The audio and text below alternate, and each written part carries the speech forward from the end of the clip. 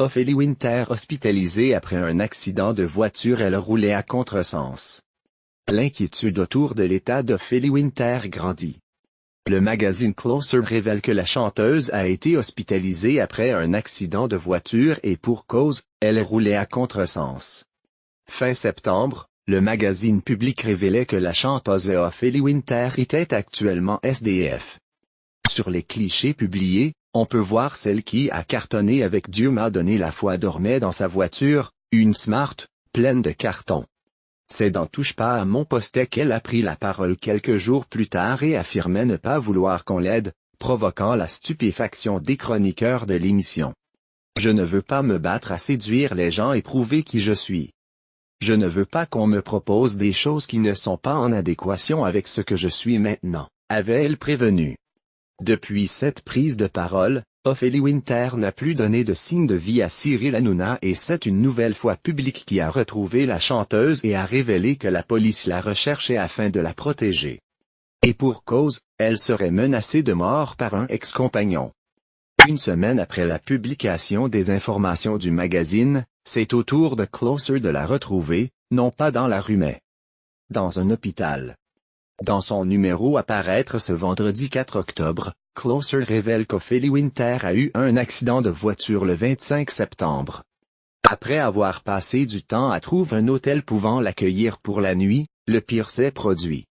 Des témoins rapportent qu'elle roulait vite, parfois même à contresens.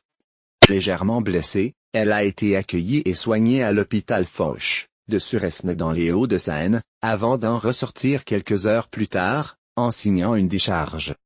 Depuis, plus personne n'a eu de nouvelles de la chanteuse. Biographie. Vous ne le saviez peut-être pas, mais Ophélie Winter a un jour connu le succès. Elle a écoulé près de 3 millions de disques, et on se demande bien à qui. Fille de Léon Claire Copper, un chanteur néerlandais connu sous le nom de David Alexandre Winter, et d'une mannequin, elle se lance tôt pour imiter papa, pourtant parti aux États-Unis 8 ans plus tôt. À 10 ans, elle enregistre son premier 45 tours. En 1987, 3 ans plus tard, son second essai est lui aussi un échec.